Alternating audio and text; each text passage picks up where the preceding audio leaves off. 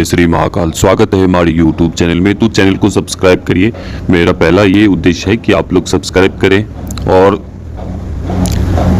Like कर दीजिए। Comment में जय श्री महाकाल लिखिए। बस यही आपसे अनुरोध है। तो आगे बढ़ते हैं। आज हम एक ऐसा साधना लेकर आए हैं, एक ऐसी ताकतवर चुड़ैल, जिसमें आपको इस साधना के द्वारा आप एक मंत्र से, एक साधना से और एक ही स्थान पर दो शक्तियों को सिद्ध कर सकते हैं। पहला, एक चुड़ैल बहुत ही ताकतवर, जिसका मैं कह नहीं सकता कि वो क्या क्या कर सकती है वह चुड़ैल। दूसरा, उसी के साथ आपको एक डाइन सिद्ध होगी, उसी मंत्र और उसी साधना के बल से।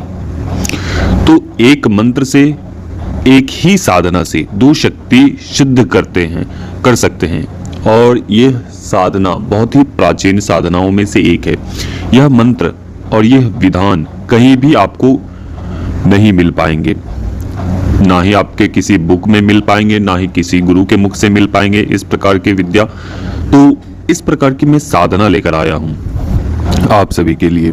तो ये किस प्रकार की साधना है? यह एक बहुत ही ताकतवर चुड़ैल और ये डाइन की साधना है।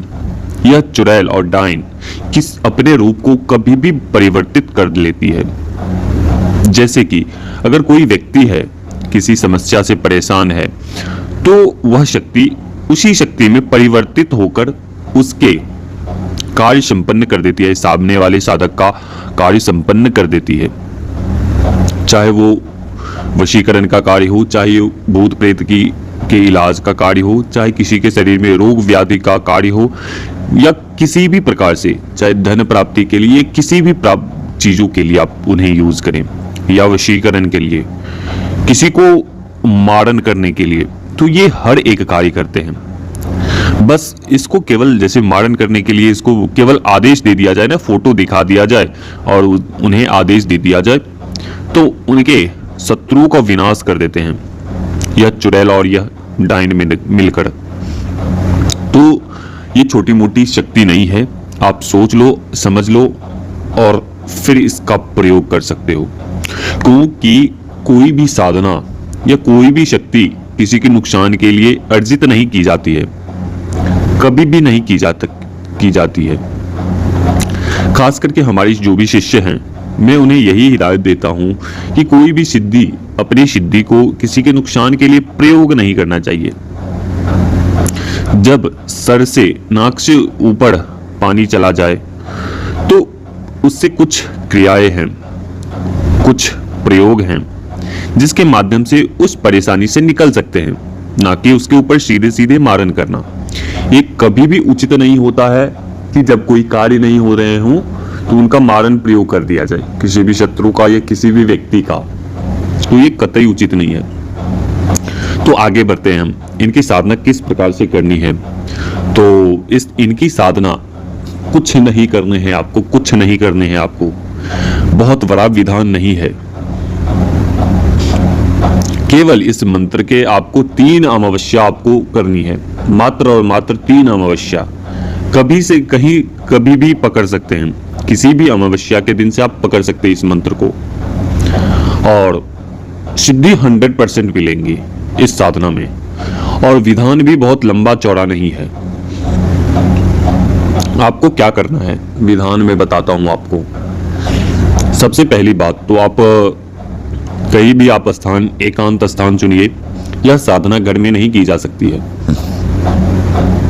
घर में करने वाली यह साधना नहीं है। मैं पहले बता देता हूं, यह एक एकांत स्थान पर आप इस साधना को कर सकते हैं। तो साधना कैसे करनी है वो मैं बताता हूं। सबसे पहली बात तो जहां आप बाहर में साधना करोगे, जैसे शमशान हो गए या जंगल हो गए या खंडर हो गए, तो इस स्थान पर अगर साधना करोगे तो उस स्थान को पहले से एक दिन पहले जाकर उसे साफ वगैरह कर लें। वहाँ की घास वगैरह जो है उन्हें अच्छे से साफ कर लें, ताकि आप बैठ पाएं, वहाँ पे आसन वगैरह लगा सके आप। तो ये सब करने के बाद से आपको वापस आ जाने हैं और अपने काम में लग जाने हैं। फिर दूसरे दिन जाने हैं जिस दिन आपको अमावस्या पड़े, उस दिन जाने हैं। क्या सब ले जानी है आपको, एक आपको माला लगेंगे, जो सिद्ध माला दिए जाएंगे, जो स्पेशल माला है वो दिए जाएंगे हमारी तरफ से, और जिससे कि वो मंत्र भी आपके जागृत हो जाएं और जल्दी आपको सिद्धि मिले।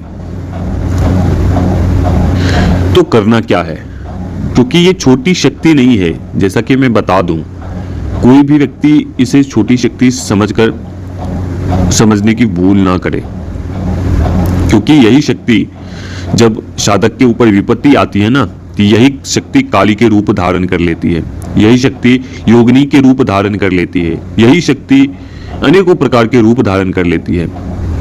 ठीक है, तो ये छोटी शक्ति नहीं है, एक माता की ऊर्जा आप समझ सकते हो, कह सकते हो इन्हें, क्योंकि माँ की कृपा से ही सब कुछ होते हैं और इनके ऊपर विशेष माँ की कृपा है, जिस कारण से ये इनका स्वरूप, ये अपना स्वरूप बदल सकते हैं कभी भी किसी भी समय। तो बढ़ते हैं आगे। तो वो सब कर लेना है आगे, और आपको एक दीपक लेने हैं और एक हमारी तरफ से माला दिए जाएंगे, एक दीपक लेना है और एक नींबू लेनी है, और उस स्थान पे ज्यादा है गुरु अनुमति आवश्यक है। जो गुरु निर्देश से बताया गया है वो आपको क्रिया पहले ही कर लेनी है। करने के बाद से शमशान के अंदर या उस जंगल के अंदर जाना है। उससे पहले आप जो मैं क्रिया बताऊंगा, जो क्षेत्रपाल उसके शमशान के जो मुख्य द्वार पर जो होते हैं, या वन के अंदर जब भी प्रवेश करते हैं तो वहाँ पे द्वारपाल होते हैं, वहाँ पे एक रक्षक होते हैं। खंडर वगैरह में जाते हैं तो वहाँ के स्थान के जो देवता होते हैं या वहाँ के रक्षक होते हैं, उन्हें जो सम्मान है, जो उनका भोग है, वो अवश्य देनी है। फिर आप उसके अंदर प्रवेश करोगे। प्रवेश करने के बाद से आपको जैसे प्रक्रिया बताई जाएगी उस प्रकार से करना है। सबसे पहली बात तो आसन बिछाना है, शरीर कीलन घेरा वगैरह वो सब कर लेने हैं, गुरु मंत्र का जप कर लेना है, और करने के बाद से आपको जो मूल मंत्र हैं, जो मंत्र आपको बताए जाएंगे, उस मंत्र का आपको करना है। केवल और केवल 3 माला करने हैं, केवल और केवल 3 माला आपको करने हैं, मात्र 3 माला में ये सिद्ध होंगे। तो करना कैसे है, पहले दिन दूसरे दिन इसी प्रकार से, जब पहले दिन दूसरे दिन करेंगे तो वैसे वैसे करके अनुभव होना शुरू हो जाएंगे, दूसरे दिन तीसरे दिन, और जैसे जैसे आपकी साधना आगे बढ़ती चली जाएगी वैसे वैसे आपको अनुभव खुलना शुरू हो जाएंगे। इस बीच में अनुभव ये भी होंगे कि मुझे कोई भी अनुभव नहीं हो रहा है, कोई शक्ति नहीं आ रही है। इस बीच में मन आपका विचलित होगा कि हम इस साधना को ना करें, इस साधना को हम छोड़ दें, यहीं पे छोड़ दें, या मंत्र ना करें। तो ये सब आपको विचलित करेंगे। तो आपको विचलित नहीं होना है, क्योंकि शक्तियां आपको उस मंत्र को करने से रोकेगी, और आप उसमें अगर फंसते हो तो आप समझो कि वो सिद्ध नहीं कर पाओगे, कोई भी मंत्र या कोई भी शक्ति सिद्ध नहीं कर पाओगे। क्यों? क्योंकि शक्तियां भी देखती है कि हमारा साधक कैसा है। तो ये सब कुछ बातें हैं। तो उसी प्रकार से आपको करते करते करते जब दूसरा आएगा अमावस्या, दूसरा अमावस्या आएगा, तो कोई एक शक्ति आपके पास आएगी, तो उनसे वचन वगैरह लेने हैं, एक उनसे प्रमाण मांगने हैं कि क्या मैंने जिनकी साधना की कर रहा हूं, क्या आप वही हो? गुस्सा क्या के बोलेगी, क्यों मुझे बुला रहे हो, किस लिए मुझे बुलाए हो? तो आपको जवाब कुछ नहीं देना है, चुपचाप से सुनना है, और 2-3 बार आपको इस प्रकार से आपको बोले तो उन्हें जवाब देना है कि मैंने आपको बुलाया है, हमारी कुछ परेशानी है। तो अपनी सब कुछ बातों में उनसे वचन लेने हैं, ना कि उनसे डरना है, भयभीत नहीं होने हैं, क्योंकि आपके पीछे एक गुरु है।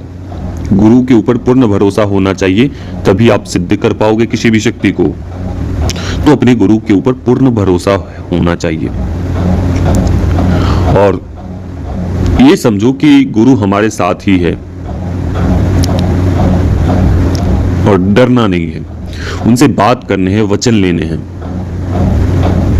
तो सबसे पहली बात तो जब वो आएंगे ना तो वो आपको बोलेंगे कि ये मुझे किस लिए बुलाया है और तू क्या काम है, ये सब कुछ बातें हैं, ये सब बोलेंगे।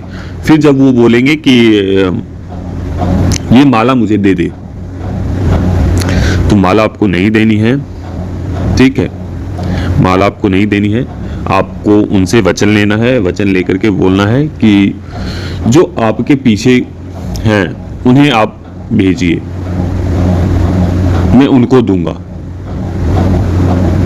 तो वो मान जाएंगे। या वो चुड़ैल है, चुड़ैल बोल देगी कि मैं हूं, क्योंकि उनका एक प्रमाण होता है जो मैं बताऊंगा आपको। और अगर वो डाइन है तो उसका एक वो अलग प्रमाण देंगे। तो सबसे पहली बात तो वो आपको डाइन को